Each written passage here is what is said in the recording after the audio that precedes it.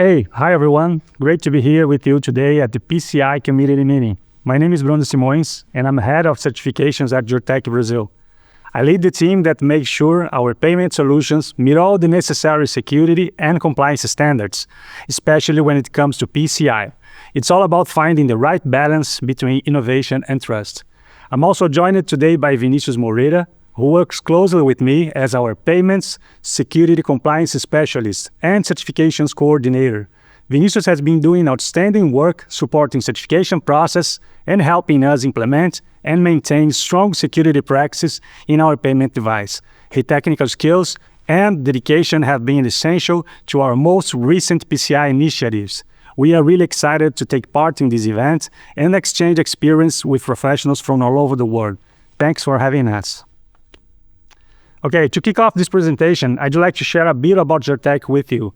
We're a Brazilian company with more than 35 years of experience developing secure and innovative payment technologies. Over the years, we have expanded our reach out through Brazil, and we are now growing across Latin America. Today, we have over 8.5 million products sold, and we maintain long-term relationships with the main financial institutions in the region. But more than just selling device, our goal is to deliver complete, integrated, and customized solutions, from POS terminals to platforms or even tap-on-phone technology, offering our clients flexibility and scalability. Now, when we talk about innovation, we are also taking about responsibility, especially when it comes to security.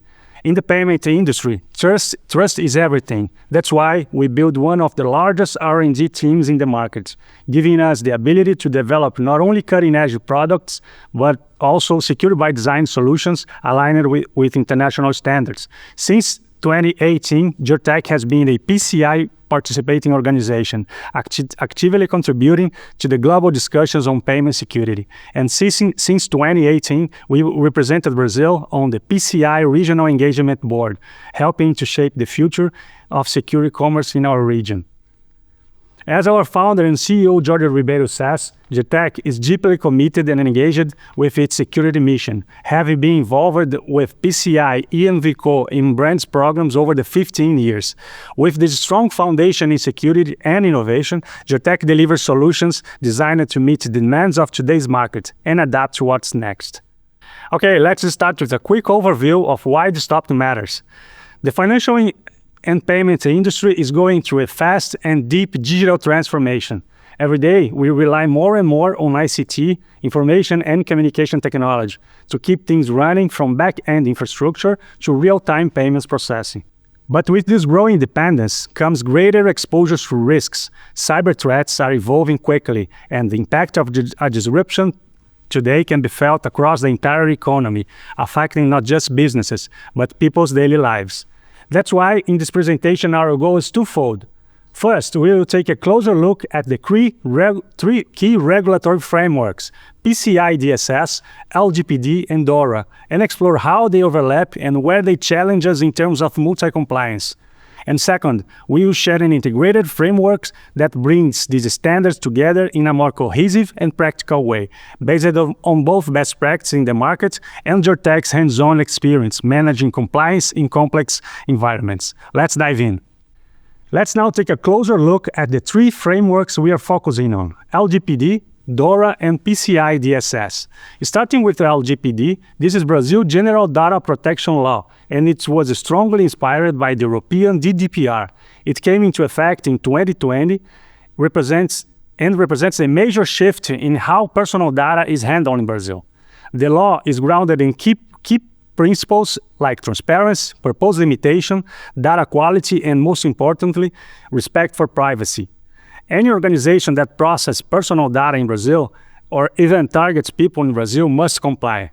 That includes having a clear legal basis for processing, consent being one of the most well-known, and ensuring people's rights to access, correct, delete, or transfer their data are respected. Another critical point is security. LGPD demands that companies take both technical and administrative measures to prevent data breaches. And if a significant security incident does happen, it must be reported to the National Data Protection Authority and also to the affected individuals. Now moving to DORA, the Digital Operational Resilience Act. This regulation comes from the EU and focuses specifically on the ICT risk in the financial sector. While it doesn't apply to Brazil, it's worth to paying closer attention to. DORA takes existing risk management requirements and pulls them together into one cohesive framework with a stronger focus on proportionality. So, depending on the company size and complexity, the level of control expected can vary. The idea is to manage the full ICT risk lifecycle, identify, protect, detect, respond, and recover. It also emphasizes continuous system monitoring, risk communication, and having robust backup and recovery strategies in place. And finally, we have PCI DSS, the global standards for security payment card data. Unlike the previous two, PCI DSS is not a regulation, but an industry standard.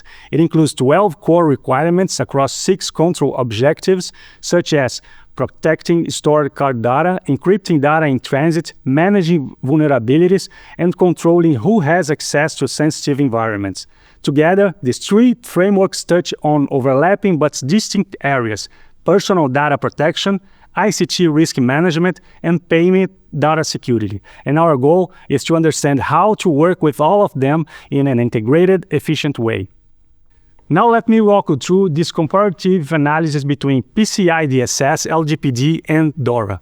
Although these 3 frameworks were created in different contexts, PCI DSS for the payment industry, LGPD as Brazil data privacy law, and DORA for the financial sector in the EU, they share a common foundation, the protection of sensitive information.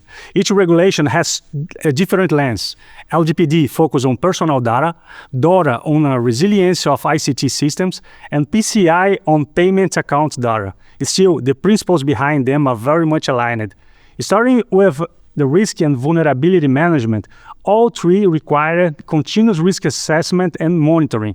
The idea is to stay proactive, identify potential threats before they become real problems. Penetration tests, vulnerability scans, and regular reports are standard practice across the board. Incident response and reporting is another shared requirement. LGPD demands that the National Data Protection Authority and affected individuals be notified. DORA demands structured ICT incident reporting.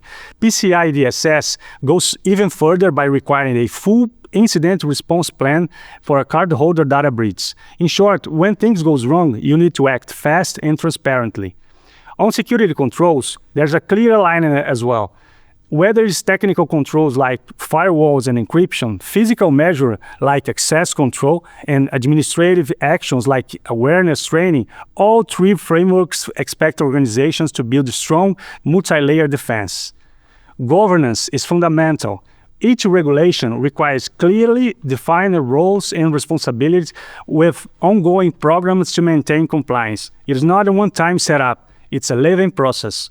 Third-party risk management is another major concern. Data shared with partners or vendors must still be protected.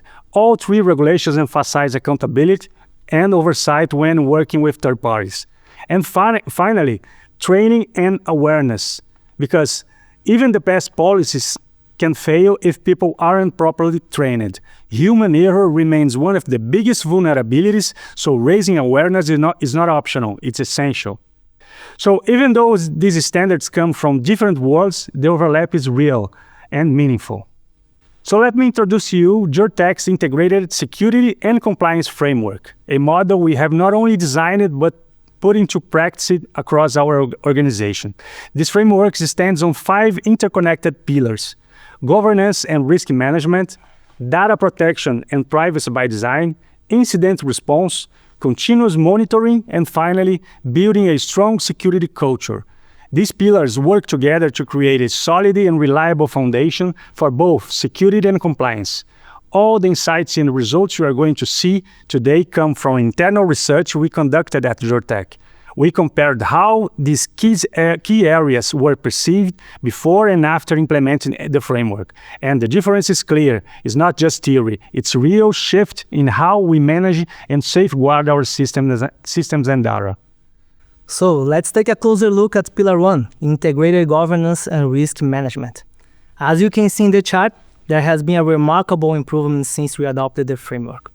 The framework helped us clearly define roles, responsibilities, and governance structures. Before that, risk management practices were often fragmented, siloed across teams, and reactive.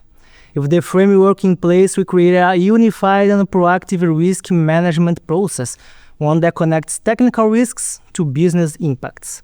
The framework also emphasizes stakeholder engagement. The creation of a multidisciplinary committee with representatives from strategic area is essential. The committee is responsible for defining the security and privacy strategy, approving policies, monitoring compliance, and making decisions about risks and incidents. Next, focus on documentation and metrics. Creating and maintaining a set of policies and procedures that incorporate the requirements of the three regulations is essential. By tracking risk indicators and aligning them with clear KPIs, we were able to demonstrate improvements not just to ourselves, but to external auditors and regulators as well. And for third-party management, having a strong process in place to evaluate and control risks related to vendors and partners, especially those who access payments or personal data or provide critical ICT services, makes total difference. In short, Pillar 1 saw a real transformation, from a scattered governance and consistent process to a solid, integrated structure that supports both compliance and business resilience. The Pillar 2 is about data protection and privacy by design, which plays a central role in ensuring both regulatory compliance and the trust of end users. What you see in the radar chart is a visual comparison of how the three specs align with 6 core principles of data protection and privacy. While each regulation emphasizes different priorities, together they form a powerful foundation for resilience, especially when applied through an integrated framework. Starting with data protection and security impact assessments, LGPD and DSS both strongly encourage these practices. LGPD focuses on personal data, while DSS zeroes in on payment data. Next, data minimization and anonymization. This is a strong area for LGPD, which has it as a core principle, when DSS is also related to this area, but mainly to reduce unnecessary exposure of sensitive data. Next, we have key management and encryption. In key management encryption is where DSS leads with rigorous, well-defined standards, but when we extend those practices to include personal data and operational data, you also meet LGPD's confidentiality expectations and DORA's requirements for system integrity. Next, looking at the secure development lifecycle, the framework helps us bring these different requirements into a single structured process, ensuring nothing falls through the cracks. This includes conducting threats and risk analysis, security code reviews, security testing, and penetration testing. And now data transparency and subject rights. Here LGPD is by far the most authoritative. It mandates organizations to be open about data use and to empower individuals with rights like access, corrections, or deletion. DORA indirectly supports this through transparency in operations. And finally, crisis management and ICT redundancy. DORA is the strongest here, requiring proactive planning and rapid response capabilities. DSS addresses recovery only within the car data environment, so without DORA, resilience would be much more limited. And LGPD complements it through its focus on data viability and integrity. In summary, the integrated framework helped us close the gaps between the regulations, enhance coverage, and reduce duplication. It transforms fragmented efforts into a unified privacy and protection strategy, ensuring not only compliance but stronger digital resilience. Now the Pillar 3, the Integrated Incident Response Plan. On the chart, we are comparing two approaches, the traditional model, shown in orange, and the integrated framework in blue. So what's driving these gains? It starts with the Integrated Incident Response Plan itself. When we align the requirements from DSS, LGPD, and DORA, we are no longer managing incidents in silos. DSS ensures we handle cardholder data properly during incidents. LGPD under Article 48 requires timely breach notifications to both the regulator and individuals, and DORA brings accuracy. Articles 15 to 20 are the heart of this pillar, defining how incidents should be classified, reported, and documented. Another critical factor is the use of specialized teams, the SOC for threat monitoring and the NOC for infrastructure performance. But that is the key. These teams need to work together. With an integrated approach, they share intelligence and act faster. Then we have resilience tests and exercise. These go beyond compliance checklists. We are talking about real-world tabletop simulations, vulnerability assessments, and pen tests that measure not just how we respond, but how well we recover. Regular testing builds muscle memory for when real incidents strike. Finally, security tools and access controls make up the operational backbone. Tools can provide 24/7 monitoring and early threat detection. Combined with physical controls to protect our infrastructure, we are not just reacting, we are anticipating. So what's the result? As the chart shows, we have reduced the time to respond, minimized downtime, coordinated response across different regulatory requirements, and created a unified, compliant, and efficient approach to incident handling. Pillar 4 is about continuous monitoring and improvement. First, we enhanced our audit and vulnerability assessment program by performing regular audits, both internal and external, aligned with all 3 regulations. We started catching risk much earlier. We also introduced vulnerability scans and penetration tests not only on a scheduled basis, but also after every major change. Next, our security and event monitoring became smarter. With automated tools collecting and analyzing logs from across our infrastructure, we were able to detect and respond to threats much faster. Another huge improvement came through secure change and configuration management. We established a clear step-by-step process for any change, with documentation, risk analysis, approval flows, and rollback plans. This helped us ensure that even in complex deployments, we could always revert to a non-secure state. Finally, we fully embraced a lessons learned mindset. After every incident, audit, or test, we carry out structured reviews to understand root causes and apply corrective actions. Everything we have done connects to the continuous monitoring and improvement cycle you see here. Plan, implement, monitor, detect, analyze, report, and improve. It's not a one-time thing. It's a living cycle. And when done right, like we have seen, it leads to sustainable long-term improvements. The last pillar, the pillar 5, security awareness and culture. Before applying this framework, many employees were unaware of basic threats. But after implementing a continuous training program, we saw a major shift. Employees became more alert, more informed, and more confident when facing potential security risks. As shown in the chart, there is a clear sign of increased awareness and better decision-making. Another important gain came from improving our employee onboarding and offboarding process. Now from day one, they are trained on security best practice, and when someone leaves, we follow strict procedures. We also established stronger internal communication and reporting channels. Through newsletters, campaigns, and the intranet, we continuously remind employees that security is everyone's responsibility. Just as important, we made it safe and easy for them to report threats or incidents. And this worked. Reports and simulations jumped from 15 to 68 after we rolled out these changes. By measuring results such as phishing simulation success, threats reported, policy compliance, and response time, we identified where we were strong and where we needed to improve. This metric-driven approach helped us evolve the training in real time, making it more relevant and impactful.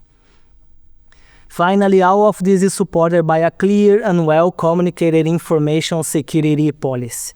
It gives employees clear guidelines on how to handle information and what is expected of them. At the end of the day, Pillar 5 helped us shift from a passive workforce to a security-aware culture. Now, it's important to talk about how the framework can actually deliver results in two real-life application scenarios. First, in a new payment product launch, we can see strong improvements by activating the Security and Privacy Governance Committee right from the start. This committee evaluated the product idea, conduct a full risk assessment aligned with the standards, and make sure all requirements are embedded from the design phase.